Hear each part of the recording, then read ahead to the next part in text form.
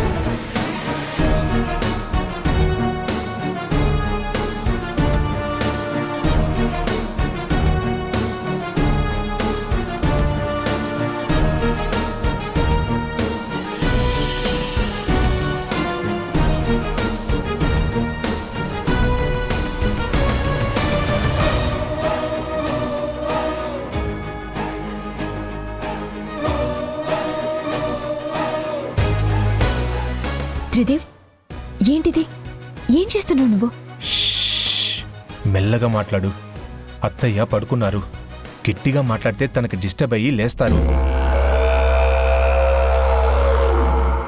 నువ్వెందుకు అమ్మకాలు పడుతున్నావు? అత్తయ్యకి కాళ్ళ నొప్పులు ఉన్నాయి కదా, ఇలా చేస్తే అత్తయ్యకి కాస్త రిలీఫ్గా ఉంటుందని చేస్తున్నాను. ఒక విధంగా చెప్పాలంటే ఇదొక ఆక్యుప్రెషర్. ఈ పని నువ్వెందుకు చేయటం? అక్క కాని వదిన కాని చెప్తే సరిపోయేది కదా. నేను చేస్తే తప్పేంటి? నేను అత్తయ్య అని పిలిచినా ఆవిడ్ని మా అమ్మలా చూస్తాను. కొడుకు అమ్మకాళ్ళు పట్టడంలో తప్పేముంది? తప్పు అని నేను అనట్లేదు కూడా. నీ చెయ్యేసలే బాగోలేదు. ఆ గాయం కూడా మానలేదు. రాత్రి కూడా నువ్వు పెయిన్తో ఇబ్బంది పడ్డావు. అలాంటప్పుడు ఇలా చేయటం ఎందుకు? అత్తయ్య తొందరగా కోలుకునేలాగా చేస్తానని, ఆవిడ హ్యాపీగా ఉండేలా చూసుకుంటానని నీకు చెప్పాను కదా. అందుకని ఇలాంటి పనులు చేస్తావా? డాక్టర్ అంటే పేషెంట్ని ట్రీట్ చేయడం, టాబ్లెట్స్ రాయడం మాత్రమే కాదు శ్రీవల్లి. సిచ్యువేషన్ని బట్టి ఇలాంటి కేర్ కూడా తీసుకోవాలి.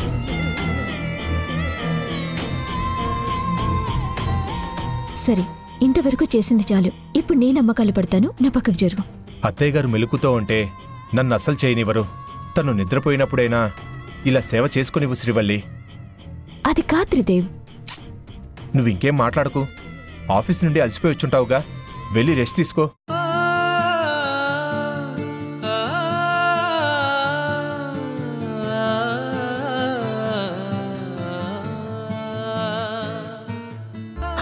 బాబు త్రిదేవ్, నువ్వు కాళ్ళు పడుతున్నావేంటి? మీరు లేచేశారా అత్తయ్య? శ్రీవల్లికి చెప్తూనే ఉన్నాను, గట్టిగా మాట్లాడకు, అత్తయ్య గారు లేస్తారు అని. నా మాట వింటేగా. అనవసరంగా మీ నిద్ర పాడు చేసింది. ఇప్పుడు ఎలా ఉంది అత్తయ్య? మీ కాళ్ళ నొప్పులు కొంచెమైనా తగ్గాయా? టాబ్లెట్ వేసుకుంటే అవే తగ్గిపోతాయి బాబు. మీకెందుకు ఈ శ్రమ? ఇంకెప్పుడు ఇలా చేయకండి. అంటే డాక్టర్ని ట్రీట్మెంట్ చేయొద్దని అంటున్నారా అత్తయ్య? నువ్వు డాక్టర్వి మాత్రమే కాదు, ఈ ఇంటి అల్లుడివి కూడా. నిన్ను మేమెంతో మర్యాదగా చూసుకోవాలి కదా, అంతేగాని ఇలా సేవలు చేయించుకోకూడదు బాబు. నేను అదే చెప్తున్నాను అత్తయ్య. మీరు మావయ్య నాకు కంటికి కనిపించే దేవుళ్ళు. మీ సంతోషం కోసం నేను ఇలాంటి చిన్న చిన్న పనులు చేయడం నాకు గౌరవమే తప్ప అమర్యాద కాదు.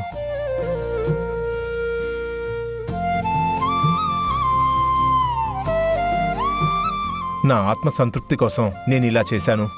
మీకు ఇబ్బంది కలిగించుంటే నన్ను క్షమించండి. అది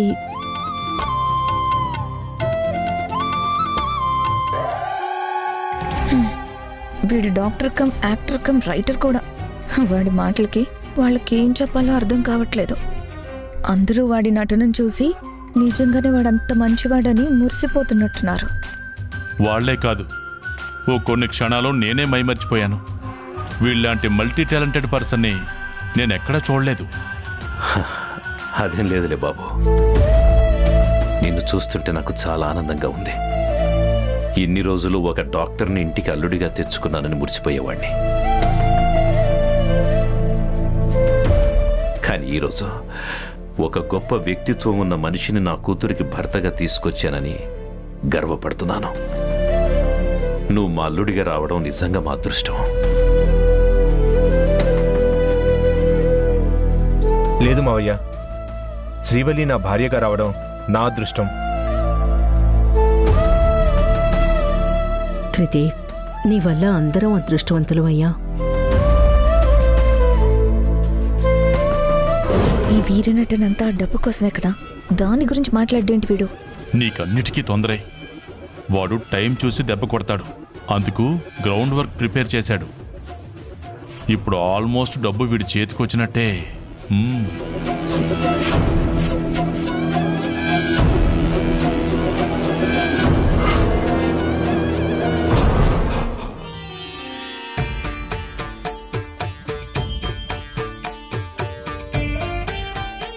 అమ్మా, నాన్న డ్రెస్లు నేను సర్దుతాను కదా, నీకెందుకు శ్రమ?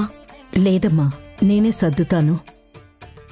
చూడు నాన్న, తనకి హెల్త్ బాగోలేకపోయినా అలా పనులు చేస్తూనే ఉంటుంది. నేనేం పెద్ద పనులు చేయట్లేదే. మా ఆయన ఊరెళ్తుంటే లగేజ్ సర్దుతున్నాను, అంతేగా. నా విషయంలో మీ అమ్మ ఎవరి మాట వినదమ్మా. తనకదొక సంతృప్తి. చేయనివ్వు. అమ్మ శ్రీవల్లి, రేపు జేకేఎల్ కంపెనీ వాళ్లతో మీటింగ్ ఉంది. మేనేజర్తో మాట్లాడి ఆ డీటెయిల్స్ అన్ని కనుక్కో. వాళ్ళ కంపెనీని త్వరలో మనం టేక్ ఓవర్ చేస్తున్నాం. అలాగే నాన్న. ఇదిగోండి మీ బ్యాగ్. ఒక్క నిమిషం, టాబ్లెట్స్ పెట్టడం మర్చిపోయాను. చూసావా అమ్మా?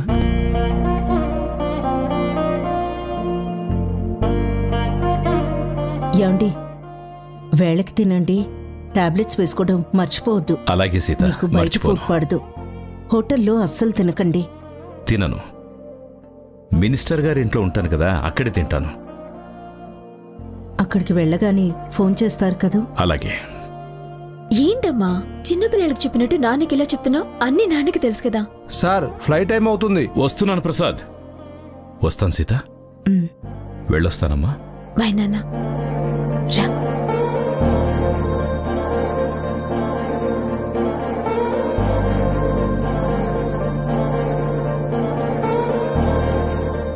సీత, నేను వీలైనంత త్వరగా వచ్చేస్తాను.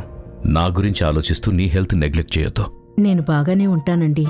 అయినా నన్ను చూసుకోవడానికి ఇంట్లో ఇంతమంది ఉన్నారు కదా, అక్కడ మీరు జాగ్రత్తగా ఉండండి. అలాగే. ఏమండి, 2 రోజుల్లో మహాశివరాత్రి ఉంది, మర్చిపోలేదుగా?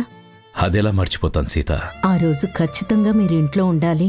సరే, నువ్వు ఇంట్లోకి వచ్చిన తర్వాత అందరం కలిసి జరుపుకునే మొదటి పండగ. నేను రాకుండా ఎందుకుంటాను? మనందరం కలిసి పండగని గొప్పగా జరుపుకుందాం. సరే, ఇక జాగ్రత్తగా వెళ్ళరండి. మంచిది. శ్రీవల్లి, అమ్మ జాగ్రత్త. అలాగే నాన్న, నేనున్నాను కదా, మీరు ధైర్యంగా వెళ్ళరండి. సరే, ఉంటాను సీత. వెళ్ళొస్తాను. అలాగే నాన్న.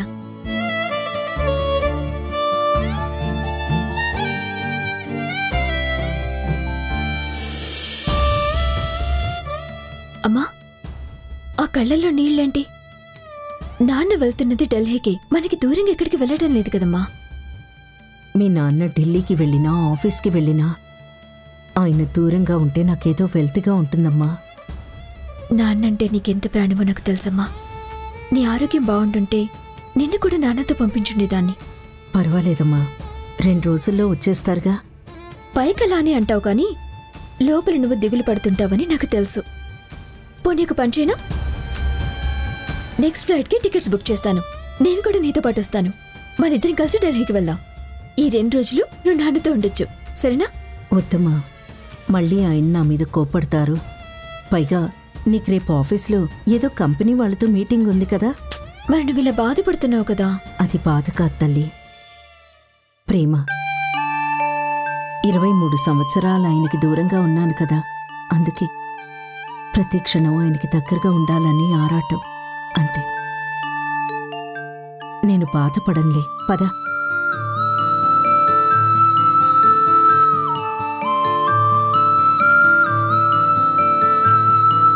భార్యాభర్తల బంధం ఎంత గొప్పగా ఉంటుందో నిన్ను నాన్నని చూస్తే అర్థమవుతుంది.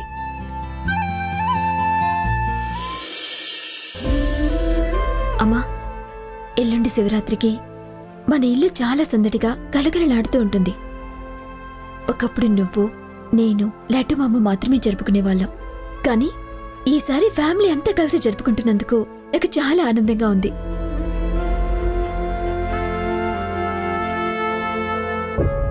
ఏంటమ్మా నా పాటికి నేను మాట్లాడుతూనే ఉన్నాను, నువ్వు దేని గురించి ఆలోచిస్తున్నావు? మీ నాన్నగారు ఇంకా ఫోన్ చేయలేదేంటమ్మా? ఇంకా ఢిల్లీకే రీచ్ కాలేదేమో. వెళ్ళాక చేస్తానని చెప్పారు కదా, నువ్వెందుకు కంగారు పడతావు? అది కాదమ్మా, మీ నాన్న వెళ్ళింది ముఖ్యమైన పని మీద. ఆయన పనిలో పడ్డారు అంటే ఇక ఆయన గురించి పట్టించుకోవడం కూడా మానేస్తారు. టైంకి భోజనం చేయరు, టాబ్లెట్స్ వేసుకోరు. ఒకసారి మన ఇంటికి వచ్చినప్పుడు టాబ్లెట్స్ వేసుకోవడం మర్చిపోయి చాలా ఇబ్బంది పడ్డారు కదా, అదే నా భయం. ఏం మర్చిపోరమ్మా, ప్రసాద్ గారు తోడుగా ఉన్నారు కదా. కావాలంటే పడుకునే ముందు నేను నాన్నకి ఫోన్ చేసి మాట్లాడతానులే. నువ్వు డిన్నర్ చేసే ముందు టాబ్లెట్ వేసుకుని టైం అయింది. నీ విషయాలు గుర్తుంచుకోవు, కానీ నాన్న విషయాలు మాత్రం ప్రతిదీ గుర్తుంచుకుంటావు. నేను వెళ్ళి తీసుకొస్తాను.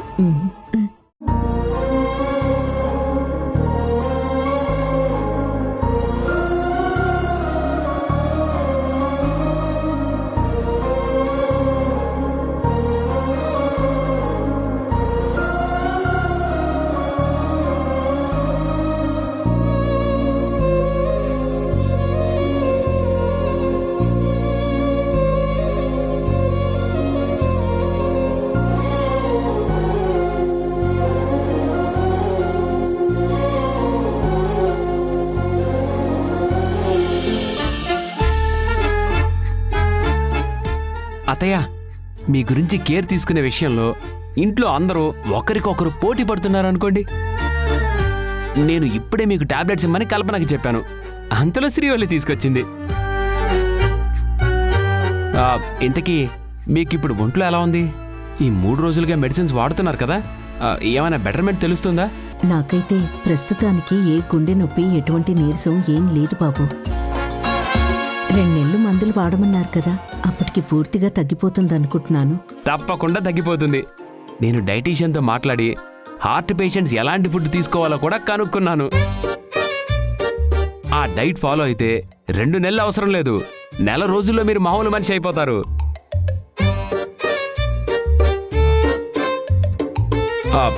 మార్నింగ్ 7కి పాలు, డ్రై ఫ్రూట్స్, 8:30కి సలాడ్స్, లైట్ టిఫిన్, లంచ్లో ఆకుకూరలు, ఫ్రూట్స్, మధ్య మధ్యలో జ్యూస్లు, మజ్జిగ. టీ కాఫీలు మానేయండి. ఈవినింగ్ వెజిటబుల్ సూప్, నైట్ పుల్కాలు, ముఖ్యంగా morning evening ½ an hour walking. Kalpana, ఇప్పుడు నేను చెప్పినవన్నీ క్రమం తప్పకుండా ఫాలో చేయండి. మీరు చెప్పక ముందు నుంచే మేం పిండికి అవే ఇస్తున్నాం. అవునా? ఇవన్నీ నీకు ముందే ఎలా తెలుసు? త్రిదే ఉన్నాడు కదా, తనే చెప్పాడు. ఓహ్ అవునా, సరే సరే. అతయ్య, ఎల్లుండి మీకు డాక్టర్ అపాయింట్మెంట్ ఉంది, గుర్తుంది కదా?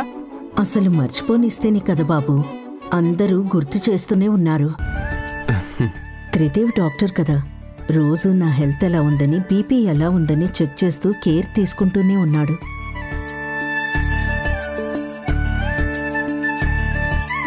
నాకిలా జరుగుతుందని ఆ దేవుడికి ముందే తెలిసేమో. అందుకే నన్ను జాగ్రత్తగా చూసుకోవడం కోసం డాక్టర్ని ఇంటి అల్లుడుగా పంపించాడు. అసలు ఈరోజు మధ్యాహ్నం త్రిదేవి ఏం చేశాడో తెలుసా? ఏం చేశాడు పిన్ని? నా కాళ్ళు నొప్పులుగా ఉన్నాయని తెలుసుకొని తనే నా కాళ్ళు పట్టాడు.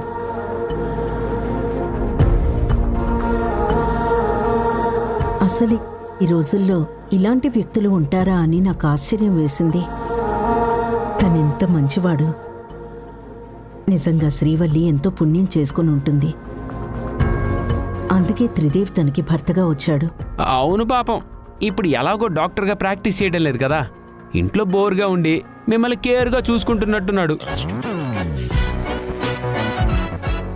నిజం చెప్పాలంటే కల్పన కూడా చాలా పుణ్యం చేసుకుని ఉంటుంది అత్తయ్య గారు. అందుకే నాలాంటి వాడు భర్తగా వచ్చాడు కదా కల్పన? ఆ మాట మీరు చెప్పకూడదు, వేరే వాళ్ళు చెప్తే బాగుంటుంది. అవునా? అయితే అత్తయ్య గారినే చెప్పమందాం. మీకంతో ఇంతో తెలివి ఉందనుకున్నాను, బొత్తిగా లేదన్నమాట. అదేంటి అంత మాట అనేసావు? లేకపోతే నేను అన్న మాటలో అసలు అర్థం కూడా గ్రహించలేకపోతున్నారుగా. ఓహో, ఇప్పుడు అర్థమైంది. అత్తయ్య గారు ఒక్కరే కాకుండా ఫ్యామిలీ మొత్తం ఆ మాట చెప్పాలని అంటున్నావు, అంతే కదా? చెప్పిద్దాం. ఓ హలో, ఐసి. నేను తాళి కట్టిన నా భార్య నన్ను అనుమానించేసరికి నేను తట్టుకోలేకపోతున్నాను శ్రీవల్లి. కానీ నువ్వు నా గురించి ఎవరో చెప్పిన మాటల్ని నమ్మి నన్ను అనుమానించి చాలా బాధ పెట్టావు. త్రిదేవ్ ఎంత మంచివాడు. తనకి ఎన్ని సమస్యలున్నా, తనలో ఎంత బాధున్నా అదంతా బయటికి కనపడనీయకుండా తన మనసులోనే దాచుకుని అందరితో హ్యాపీగా ఉన్నాడు. He's really great.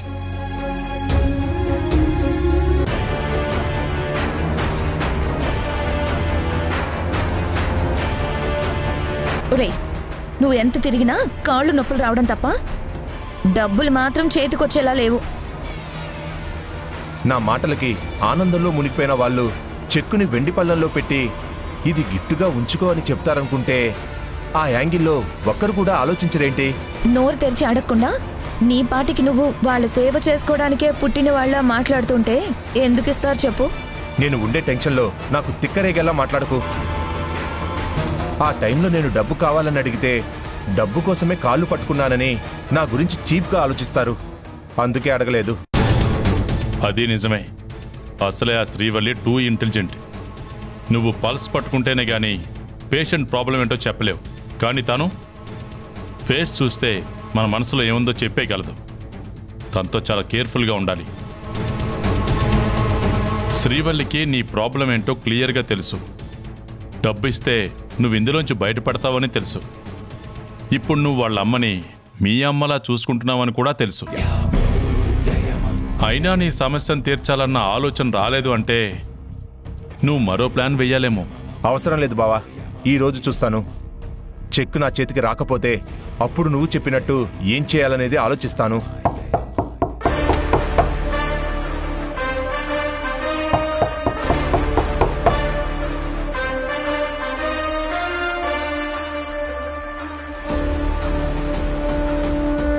శ్రీవల్లి, వదినా, త్రిదేవ్ ఉన్నాడు, లోపలికి రా.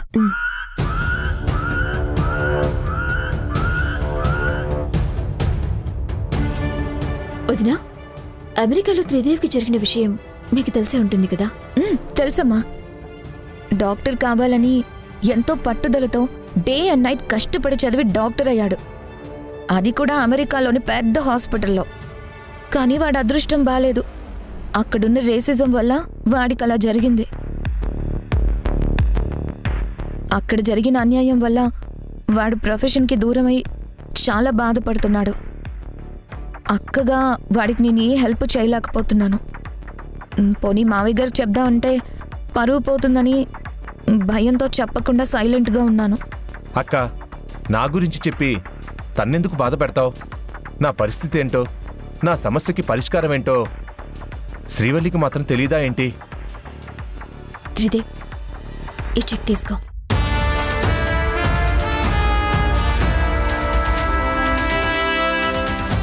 ఏంటి శ్రీవల్లి ఇది? నీ ప్రాబ్లంని సాల్వ్ చేసుకోవటానికి కావాల్సిన డబ్బు. వద్దు శ్రీవల్లి, నీ దగ్గర నుంచి నేను ఇలా డబ్బులు తీసుకోవడం నాకిష్టం లేదు. నువ్వలా అంటావని నాకు తెలుసు, కానీ నువ్వు తీసుకోవాలి. నువ్వు మళ్ళీ డాక్టర్ అయి అందరికీ వైద్యం చేయాలంటే ఇది తీసుకొని క్యాన్సిల్ అయిన నీ డాక్టర్ లైసెన్స్ని తెచ్చుకో.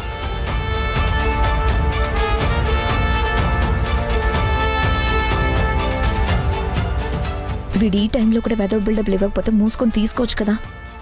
మావయ్య గారికి తెలియకుండా ఇలా నేను తీసుకోవడం కరెక్ట్ కాదేమో శ్రీవల్లి. నిన్ను నమ్మి నీకు బాధ్యత అప్పగించినప్పుడు ఆయన పర్మిషన్ లేకుండా నువ్వు ఓన్ డిసిషన్ తీసుకుంటే రేపు నీకు మాట వస్తుంది. అదంతా నేను చూసుకుంటాను. నాన్న ప్రెసెంట్ ఊళ్ళో లేరు. ఆయన వచ్చిన తర్వాత నేను నాన్నకు చెప్తాను. అమ్మ ఆరోగ్యం గురించి నాన్న చాలా భయపడుతున్నారు. ఈ టైంలో నీ విషయం నాన్నతో డిస్కస్ చేయటం మంచిది కాదనిపిస్తుంది. అందుకే ఇంకా చెప్పలేదు. అమ్మ పూర్తిగా కోలుకున్న తర్వాత ఆయన ప్రశాంతంగా ఉన్నప్పుడు అంత వివరంగా ఎక్స్ప్లెయిన్ చేస్తాను. నాన్న కూడా నీ పరిస్థితిని అర్థం చేసుకుంటారు. ముందు ఈ చెక్ తీసుకుని నీ ప్రాబ్లంని క్లియర్ చేసుకో త్రిదేవ్.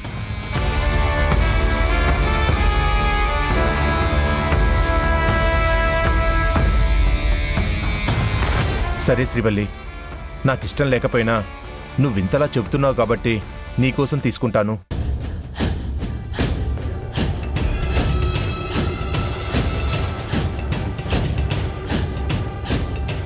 పేషెంట్స్కి సేవ చేయడంలో ఉన్న ఆనందం నాకింక ఎక్కడా దొరకదు. తిరిగి ఆ ఆనందం పొందడం కోసం ఈరోజే చెక్ని బ్యాంకులో వేస్తాను. అలాగే త్రిదేవ్, ఇక నేను వెళ్తాను.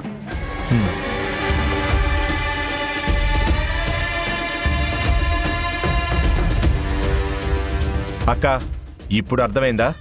మనం చేయి చాస్తే అది అడుక్కోవడం, వాళ్ళకే వాళ్ళు బతిమాలిస్తే అది మన హీరోయిజం.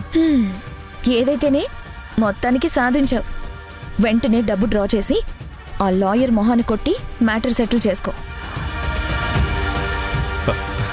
త్రిదేవ్, ఇది కళ నిజమా?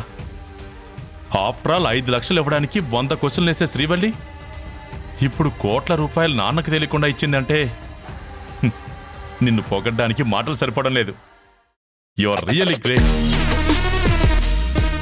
శ్రీవల్లి, ఈరోజు నీ అంతట నువ్వే చెక్ తీసుకొచ్చి నా చేతిలో పెట్టినట్టు త్వరలో ఆస్తి పత్రాలు కూడా పెట్టేలా చేస్తాను.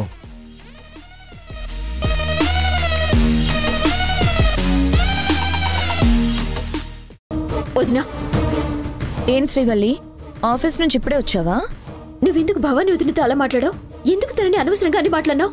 ఇలా చిన్న చిన్న వాటికి ఫీల్ అయిపోతే వాళ్ళందరితో కలిసి ఉండలేరు శ్రీవల్లి. అలాంటప్పుడు ఇంట్లో నుంచి బయటికి వెళ్ళిపోవడమే బెటర్.